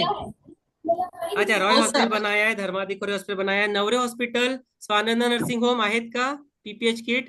आहे. नाही. अच्छा, बनवायची आहे तुमची? हो. हा, तर मी चेकलिस्ट पाठवली आहे ग्रुपवर है ना लास्ट वीक. तर ती चेकलिस्ट बघून किट बनवायची आहे. त्या किटचा फोटो, चेकलिस्टचा फोटो पण लावायचा है त्या बॉक्सवर, जेणेकरून जब भी आप उसको यूज करोगे या खाली करोगे आपको फिर से भरने में वो मदद होगी। तो वो जो चेकलिस्ट है वो भी आपके बॉक्स के ऊपर चिपकाई हुई चाहिए। देखो आपको लोक बिरादरी हॉस्पिटल दिख रहा है, वेरी गुड, लोक बिरादरी हॉस्पिटल दिखाओ एक बार। आपको बड़ा कर रहा हूँ आपका ये, मैं आपको बड़ा करा है ना, थोड़ा वर्क करा, हाँ है ना। तो ऐसा आपको चेकलिस्ट भी चिपकाना है ना, बाकी जब आप यूज करोगे। अच्छा, Rai hospital PPH kit done, good, okay. तो आपको बनाना है किसी को? आहे सगळ्यांकडे? ओके, जिथे आहे का मुखर्जी हॉस्पिटल? आहे, ओके, बरं। तो आपको प्लास्टिक बॉक्स में बनाना है, बड़ा प्लास्टिक बॉक्स लो क्योंकि बहुत ज्यादा सामान है ना, छोटा सा नहीं होना चाहिए। ठीक है, आपका RL NS, okay, Dharmadhikari hospital का भी दिख रहा है, गुड। तो इतना बड़ा साइज होना चाहिए। Lok Biradari hospital, good. Swanand nursing home, good. Navare hospital बनवायचंय तुम्हाला, ठीक आहे, आज उद्यामध्ये, आणि फोटो पाठवा बनवून। राय हॉस्पिटल, ठीक आहे, आमची सर मुखर्जी हा दिसते तुमची पण Mukherjee hospital, good, very good. हा, चेकलिस्ट पण आहे, ठीक आहे, ओके। बाकी हॉस्पिटल कोण आहे ज्यांनी बनवलेली नाही अजून? Ramakrishna hospital I am sure तुमच्याकडे आहे। गोलवलकर हॉस्पिटल तुमच्याकडे आहे का? गोलवलकर हॉस्पिटल पीपीएच किट आहे का गोलवलकर हॉस्पिटल? ठीक आहे, बनवायची आहे, मी परत आज चेकलिस्ट पाठवते, बनवायची आहे। आता आपण एकदा बनवून बघूया। आता होमवर्क पण आहे सगळ्यांना, कॉन्डम टैम्पोनेट बनवून पाठवायचं है ना। होमवर्क क्या है सबको आज? कि सबको एक कॉन्डम टैम्पोनेट प्रिपेयर करना है और उसकी वीडियो ग्रुप में भेजनी है ना, आज और कल में, ठीक है। अभी किसी को बनाना है क्या? अभी हम हाँ, अच्छा, कौन बनाएगा? एक वॉलेंटियर जो बनाना चाहता है सबको दिखाएगा बना के। आता बनवून दाखवायची सर? आता बनवून दाखवायची एक, है ना, 5 मिनिटात, ओके, ठीक आहे। मुखर्जी हॉस्पिटल बनवत आहे का तुम्ही? हो सर, आता बनवते। हा, दाखवा, है ना, व्हिडिओ मध्ये दाखवा, ठीक आहे। आणि सगळं सामान दाखवा, तुम्ही काय काय करत आहे ते दाखवा, इथे करताना सामान सगळ्यांना दिसायला पाहिजे। थोडं वर करा। हा, फोलिस, ओके, फोलिस कॅथेटर घेतलं। हा, नाही, टॅम्पोनेट बनवत आहे तुम्ही? टॅम्पोनेट, कॉन्डम टेम्पोनेट बनवायचं आहे ना सर? हा, ते बनवून दाखवते आहे। येस येस, सामान दाखवा तुमचं, काय काय घेतलंय तुम्ही। एक चालू करा, चालू करा माझं पण। एक तर फॉलिस कॅथेटर आहे, थोडं व्हिडिओला खाली घ्या, कॅमेरा खाली फोकस करा, कसं बनवत आहे तुम्ही दाखवा। थोडं कॅमेरा नाही दिसताय, थोडं खाली करा, परत थोडं खाली करा. हा नाही, तुम्ही दिसत आहे. हा ओके ठीक आहे. सिस्टरनी आता अज्युम करा की हँडवॉश करून स्टराईल ग्लोव्ज वेअर केलेले आहेत. स्टराईल ग्लोव्हजच वापरायचे आहे. ओके, लॉंग एल्बो ग्लोव्ज वापरायचे आहे साधारणतः, जसं मी सांगितलं. याच्यामध्ये बलून टेम्पोरेट मध्ये आपल्याला साधे घातले तरी चालतील, बट बाय मॅन्युअल मध्ये लॉंग ग्लोव्ज पाहिजे आहे. ओके, आणि स्टराईल. ओके, त्याच्यानंतर दाखवा काय केलं. उसके बाद क्या किया. हाँ आता दिखता है प्रॉपरली, अभी दिख रहा है प्रॉपरली. ओके, सिस्टर ने फोलिस कैथेटर ओपन किया, कोई तो ओपन करके देना चाहिए फोलिस कैथेटर. ओके, उसके बाद कैथेटर को ओपन किया. अभी क्या कर रहे, पहिले काय करायचं, बलून फोडा, बलून फोडा, नाही बलून फोडा. हा सिरिंज घ्या. हा एअर पुश करा, एअर पुश करा पोर्ट मधनं खालून. एअर पुश घेऊन पुश करा. हा म्हणूनच मी एकदा बनवायला सांगितलं. एअर घ्या सिरिंज मध्ये, एअर घ्या आणि पुश करा. दाखवा बलून कसा फुगला. ओके, त्याला बल्बला फोडा, निडलनी फोडा, त्याला जी निडल आहे सिरिंजची त्यांनीच फोडा.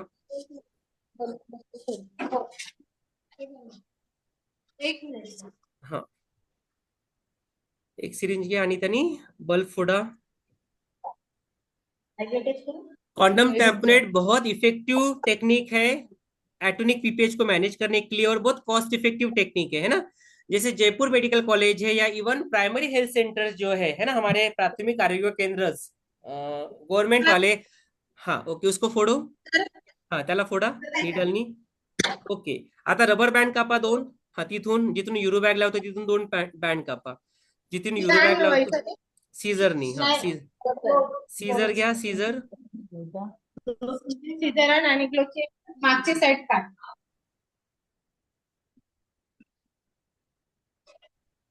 सीझर घ्या आणि 2 बँड कापा तिथून.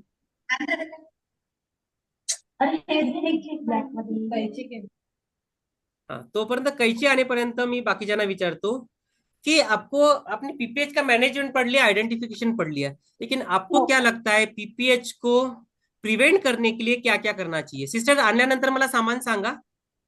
हाँ क्या करना चाहिए अपने को पीपीएच प्रिवेंट करने के लिए, क्या क्या टेक्निक हम यूज कर सकते हैं, क्या क्या इंटरवेंशन कर सकते हैं कि पीपीएच ना हो, क्या क्या चीजें हैं बताओ. क्या क्या चीजें हम कर सकते हैं पीपीएच प्रिवेंट करने के लिए. आणलं का तुम्ही. हो सर, हा रबर बँड कापले. हा एक मिनिट दाखवा परत रबर बँड. हा रबर बँड दाखवा, किती कापले रबर बँड. 2 रबर.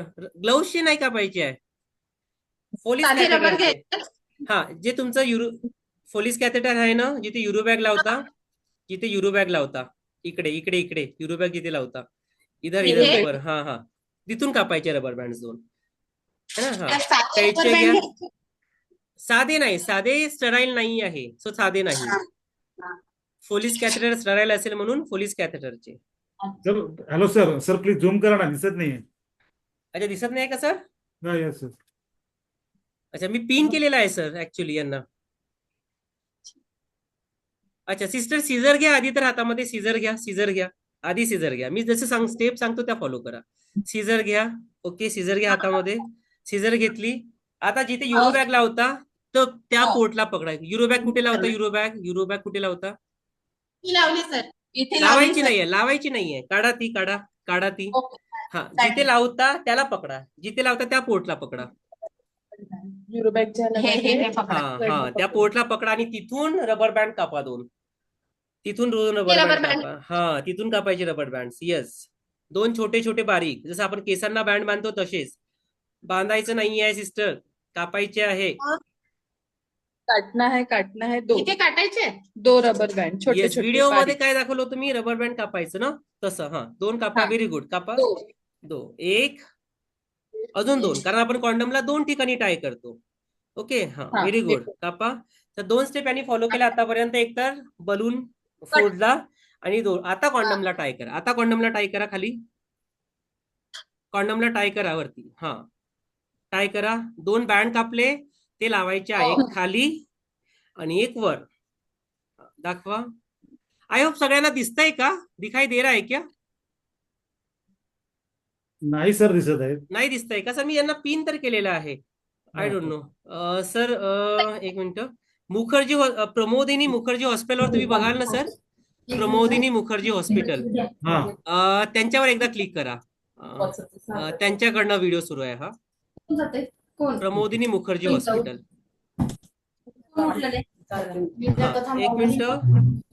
एक मिनिट. हा, आता कॉन्डमला टाय करा. कॉन्डमला 2 ठिकाणी टाय केलं का? किती ठिकाणी टाय केलं? कितनी जगह पे टाई किया? 2 जगह पे टाई करना है उसी बैंड से. एक तो नीचे जहां आपने फोड़ा है, और एक ऊपर जहां कॉन्डम का टीप है, ऊपर का एंड. जल्दी जल्दी.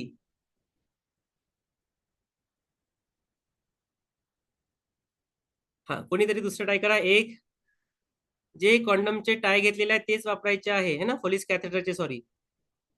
आणि 2 नॉट बांधायचे आहे. एकदा फिरून झालं की परत एक नॉट घ्यायचा आहे, ठीक आहे? नाहीतर काय होईल, फ्लुइड लॉस होईल त्याच्यामधनं आणि कॉन्डम टॅबलेटचा काही फायदा होणार नाही.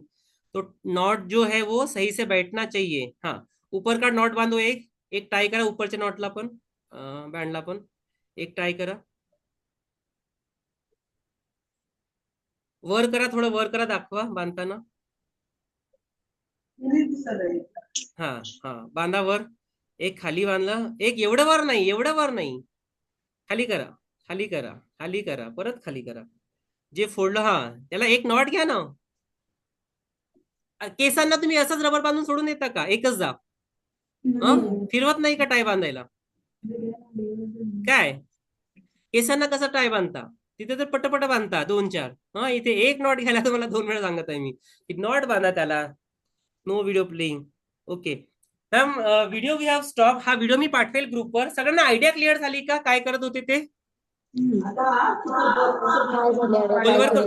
सगळ्यांना मी जो व्हिडिओ दाखवला होता तो दिसला होता का सर तुम्हाला? स्वानंद सर, सुमन सर, समीर सर, व्हिडिओ दिसला होता का जो मी दाखवला होता? नवरे हॉस्पिटल.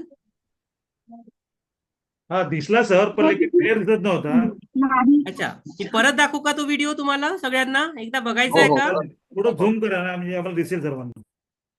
प्रत्येकाला दिसू द्या प्लीज. ओके, मी परत दाखवता तो व्हिडिओ जो मी प्ले केला होता. तो माझा व्हिडिओ बघा, मी दाखवलेला, ओके ठीक आहे? Okay sir, okay. दिसतंय का आता सर? हो हा, एक मिनिट. हा बघा.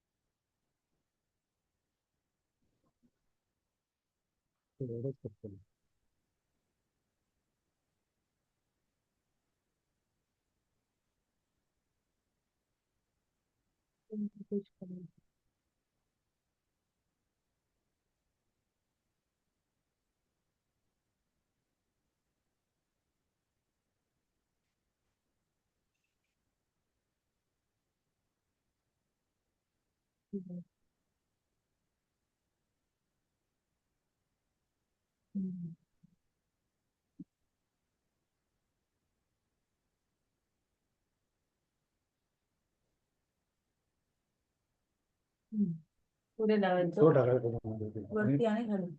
2 ठिकाणी बांधायचं. त्याच्याच टाकून तिथून हे करायचं. युरिन बॅग लावतो ना, ते 2 तुकडे लावायचे. वरचा भाग कट केलाय. नॉट बांधलायचं काय? त्याचीच बांधलेलं वाटतं. ते थोडं कोंडम टाकलं.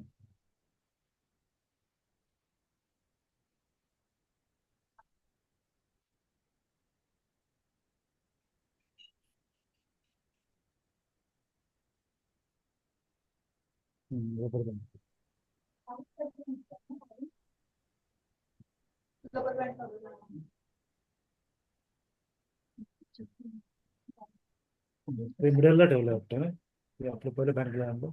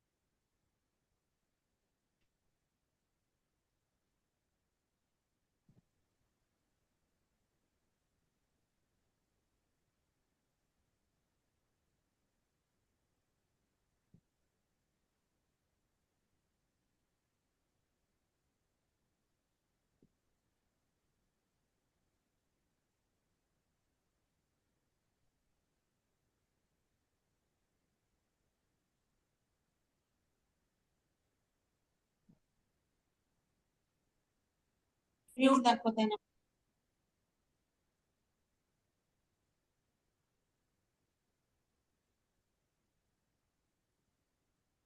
अच्छा. 20 डाली ना उसने भी, हाँ. फिर से और 20.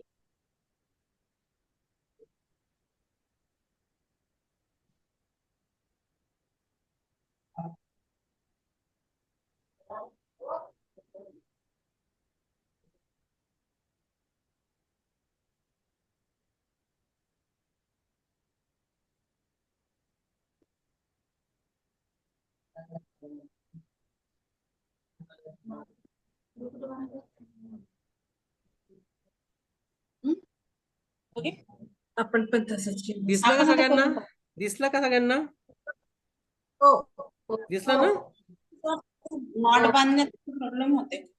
हा, कॉन्डमला फ्रिक्शन असतं म्हणून हा स्लिप होतो है ना, त्याच्यामुळे.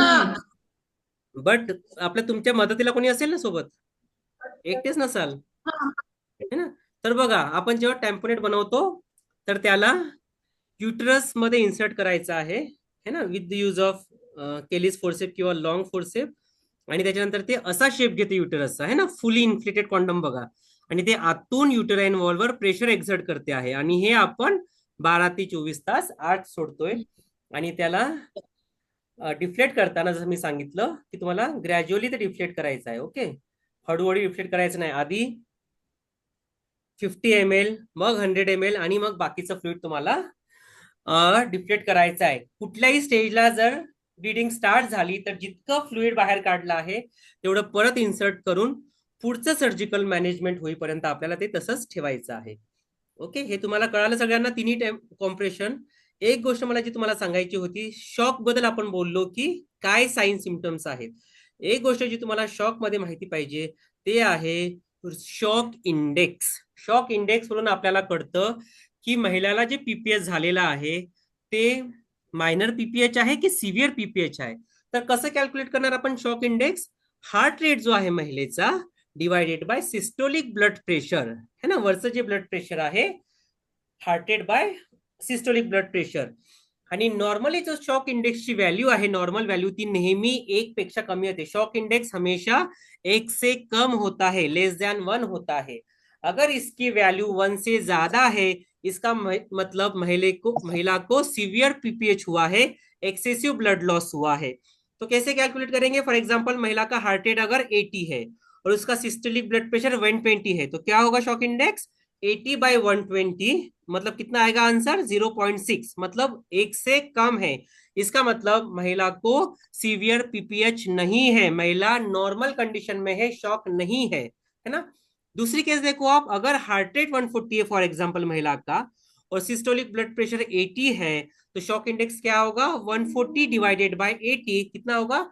1.75, जो 1 से ज्यादा है, मतलब 1.75 है.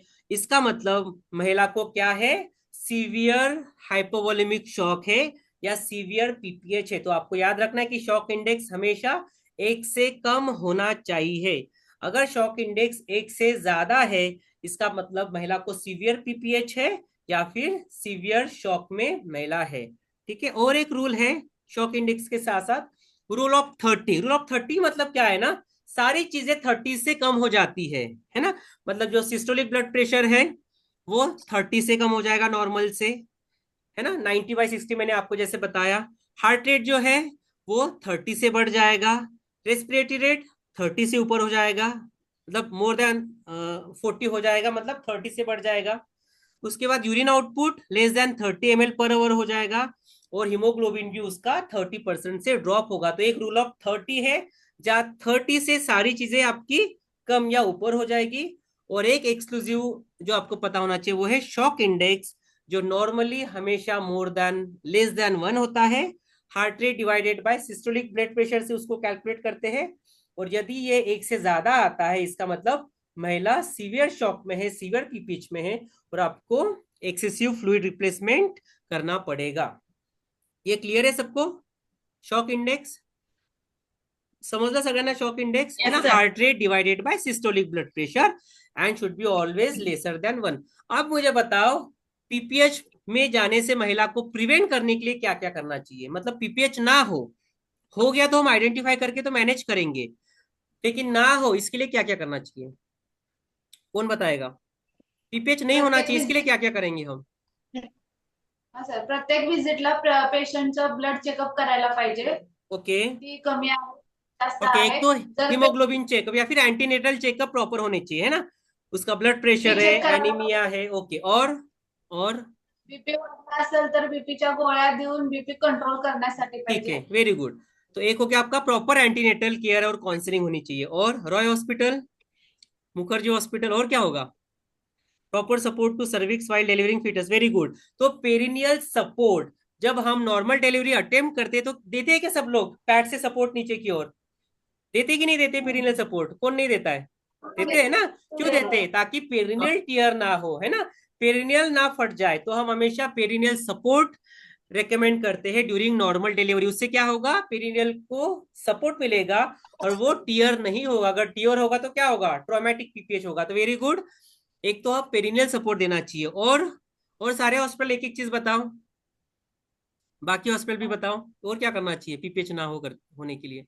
धर्मादि की हॉस्पिटल, प्लासेंटा की डिलीवरी प्रॉपरली करनी चाहिए, है ना. जो थर्ड स्टेज ऑफ लेबर है ना, उसको प्रॉपरली मैनेज करोगे आप तो क्या होगा? प्लासेंटा कंप्लीट बाहर आएगा. और प्लासेंटा कंप्लीट बाहर आने से क्या होगा? यूटरस प्रॉपर कॉन्ट्रैक्ट होगा और ब्लीडिंग नहीं होगी. तो जो थर्ड स्टेज ऑफ लेबर है उसको भी प्रॉपरली मैनेज करना चाहिए. प्रॉपरली मैनेज करना चाहिए मतलब क्या? Proper dose of antibiotic, sorry uterotonic, और प्रॉपर डिलीवरी ऑफ प्लासेंटा करना चाहिए. और exclusive breast feeding within 1 hour, है ना, 1 घंटे के पहले आपको ब्रेस्ट फीडिंग शुरू करना चाहिए. उसमें भी जल्दी से जल्दी ब्रेस्ट फीडिंग शुरू करना चाहिए. क्यों? क्या होगा अगर इनिशिएट किया जल्दी ब्रेस्ट फीडिंग? तो नेचुरल ऑक्सीटोसिन रिलीज होगा जिससे यूट्रस को कॉन्ट्रैक्ट होने में मदद होगी, है ना. तो early initiation of breast feeding से भी क्या होता है? यूट्रस कॉन्ट्रैक्ट होने में मदद होता है और पीपीएच हम प्रिवेंट कर सकते हैं. दूसरी मैंने चीज आपको बताई, प्रॉपर प्लासेंटा की delivery third stage of labour, है ना, proper antenatal care, perineal support. और चीजें हैं, रूटीन इपिजियोटोमी नहीं करना चाहिए, है ना. अगर जरूरत है इपिजियोटोमी की इवन इन प्राइमीज तो ही इपिजियोटोमी परफॉर्म करना चाहिए, है ना. अनवांटेड इपिजियोटोमीज को प्रिवेंट करना चाहिए. वैसे ही अनवांटेड इंडक्शन, है ना, हर महिला को हमको इंड्यूस नहीं करना चाहिए जब तक इंडिकेशन ना हो. उससे क्या हुआ? ज्यादा कॉन्ट्रैक्शंस आएगी और रप्चर होने के, ट्रॉमा होने की चांस ज्यादा है. तो रूटीन इपिजियोटोमी नहीं करना है, रूटीन ऑगमेंटेशन नहीं करना है, और फंडल प्रेशर जो हम बोलते हैं ना वो भी नहीं देना है. और एक चीज है, प्लॉटिंग ऑफ पार्टोग्राफ करना चाहिए. अगर आप पार्टोग्राफ को प्लॉट करते हो एक्टिव स्टेज ऑफ लेबर में तो क्या होगा? प्रोलॉन्ग लेबर, ऑब्स्ट्रक्टेड लेबर, ये जल्दी आइडेंटिफाई होगा और आप यूटरस को बेबी को प्रॉपर डिलीवरी करके पीपीएस से प्रिवेंट कर सकते हो, है ना. क्योंकि प्रोलॉन्ग लेबर में क्या होता है? यूटरस ओवर स्ट्रेच होता है, टायर्ड हो जाता है ना, तो वो कॉन्ट्रैक्ट नहीं होता. तो प्लॉटिंग ऑफ पार्टोग्राफ भी पीपीएच को प्रिवेंट करने में मदद करती है, आइडेंटिफाई करने में या प्रिवेंट करने में हेल्प करता है. तो ये क्लियर है पीपीएच प्रिवेंशन के कुछ इंडिकेशंस. ओके, तो आई थिंक करेक्ट 4:30 हुए और हमारा टॉपिक ये आज का खत्म हुआ. So before we close the session मुझे कुछ फीडबैक चाहिए आप लोगों से, है ना. आप लोगों को कैसा लगा सेशन? क्या इम्प्रोवाइज करना चाहिए, क्या ऐड करना चाहिए? एक एक हॉस्पिटल में सबसे पूछूंगा. सो सबसे पहले मुझे दिख रहा है मुखर्जी हॉस्पिटल, मैं आपसे शुरू करूंगा. प्रमोदनी सिस्टर, कसं वाटलं आणि काय शिकायला मिळालं आणि काय चेंज करायला पाहिजे? प्रमोदनी सिस्टर. नाही सर, सगळं व्यवस्थित आहे. सगळं व्यवस्थित आहे. Okay good. लोक बिरादरी हॉस्पिटल, आम्हाला तर कम लोक बिरादरी हॉस्पिटल, काय वाटतं? बरोबर आहे? काही ऍड करायला पाहिजे? कळालं नाही कळालं? कळालं. ओके. स्वानंद नर्सिंग होम, कसा वाटला क्लास? काही शिकले का? काही नवीन शिकायला? Use more Hindi language. Okay आपला नंबर आला की बोलणार. ठीक है. नवरे हॉस्पिटल, डॉक्टर समीर नवरे. सर अच्छा था लेक्चर, कुछ अलग हम लोग को टेक्निक मिला थोड़ा सा. ओके, सो कुछ नया पढ़ने को मिला आज, right? Yes, so sir. Thank you, thank you. Okay, Dharmadhikari hospital खूप छान होतं लेक्चर सर. सेक्शन खूप छान चांगलं होतं. वाटलं. आणि ते पिपेचं छान सांगितलं तुम्ही. बरं, आणि ठीक आहे. टोनचं पण छान सांगितलं. Okay, thank you. Unnecessary okay, Golwalkar hospital doctor Swati ma'am किंवा अनिता ननावरे, तुम्ही आहात? Are you there? Yes, sir खूप छान येस वाटतंय ma'am. Were you in the session ma'am? yeah, I am in the session. या ma'am, any feedback, suggestion? I feel if time permits, can we divide it to two parts? Because attorney is more common, that has to be emphasized more, and Yes, yes, rest yes, of the yes. things, it seems to be a heavy dose in one session. Yeah, so we only covered atonic PPH today, in fact. Yes, okay, ma'am. So we'll try to minimize the time. Okay, Roy Hospital. Roy hospital, Narayani ma'am या staff कोई है? Good session. Okay ma'am. Ramakrishna hospital, VIMS hospital. बहुत अच्छा था sir. Okay, कोई suggestion आपको देना है तो, जैसे अभी स्वाति मैम ने बोला है ना कि ज्यादा हेवी डोज हो गया, 1.5 आवर, है ना? सो आई थिंक 1 घंटा 15 मिनट तो हमारे सेशन को ऑर्गेनाइज करने में चले जाते शुरुआत के, है ना? म्यूट अनम्यूट रिनेम नेम, तो थोड़ा टाइम ज्यादा हो गया. ओके, बोलो. वो बलून कैथेटर का वीडियो अगर आप भेज देंगे तो बहुत या अच्छा मैंने रहेगा. भेज दिया, वो भेजने वाला हूँ मैं, है ना? तुरंत जस्ट आफ्टर दिस सेशन मैं आपको भेजूंगा, और आपको बना के भी भेजना है ना, वो होमवर्क भी आपके लिए. ओके. और कोई हॉस्पिटल है जो उन्हें छोड़ दिया? KIMS hospital, doctor Vinaya. ते तेव्हाच तुम्ही बोलता समजत नाही. Hello, any feedback, any suggestion for the next session, है ना? जैसे स्वाति मैम ने बताया कि थोड़ा इसको छोटा करो, सो विल ट्राई कि हम थोड़ा कवर कर पाए, कम कवर कर पाए, मतलब इसको minimise. Aniket hospital, Ankur hospital, आप हो क्या? I think we have covered all the hospitals. ठीक है, सो नेक्स्ट टाइम हम कोशिश करेंगे कि थोड़ा इसको प्रिसाइज रखे, या फिर ज्यादा ओवरडोज ना हो. यस, कोई बोल रहा है? हाँ, मैं अंकुर हॉस्पिटल से हूँ सर. ओके, आप बहुत थे क्लास अच्छा में? Okay, Nanded. Thank you. So thank you. I think this is really encouraging and exciting, and thank you for the feedback and suggestion also. तो नेक्स्ट क्लास हमारा होगा अगले सैटरडे को, जहां पे हम और एक एक्साइटिंग टॉपिक, जिसको हम बोलते हैं हाइपरटेंसिव डिसऑर्डर्स इन प्रेगनेंसी, है ना? प्रीक्लेम्शिया, सीवियर प्रीक्लेम्शिया, इक्लेम्शिया, ये सारी चीजें हम कवर करेंगे नेक्स्ट टॉपिक में. So next Saturday. और अब जब हमारे ये दोनों टॉपिक हो जाएंगे, विल ट्राई कि हम एक रिवीजन सेशन हम ले, है ना, हर दो टॉपिक का बीच में समय निकाल के आधे घंटे का, ताकि हम पढ़ाई के साथ साथ वो रिकॉल भी करते, रिफ्रेशर भी करते रहे. So will see next Saturday के बाद.